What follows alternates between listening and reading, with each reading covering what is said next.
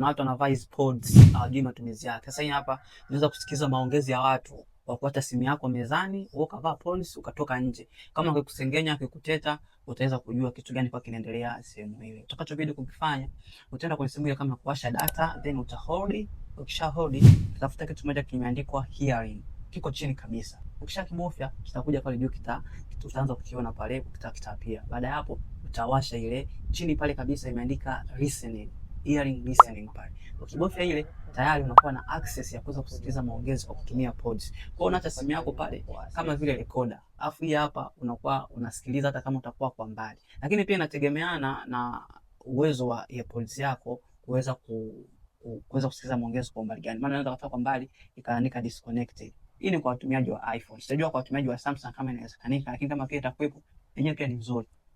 Mara nyingi tabia wanakuwa nayo watu ambao wanahisi kuna watu wanakuwa wanazungumza wakiondoka. Sasa na mabosi anaweza kaacha ili asikilize. Mnazungumza nini akiwa yeye kaondoka kwa muda mchache sana. Kwa hiyo unaweza kuchukua hapa ikakusaidia pia, ama kama kuna mtu unakuwa washuku, unaweza kaacha simu ukasikiliza vitu kama hivyo. Karibu sana, mimi naitwa lakini iStore. Lakini pia kama unataka kukwepa hii njia, akiacha simu make sure akiacha unavuta lile jamvi then unazima. Ukizima hiyo unatoa access ya yeye kuweza kusikia mazungumzo hata mkimzungumzia yeye.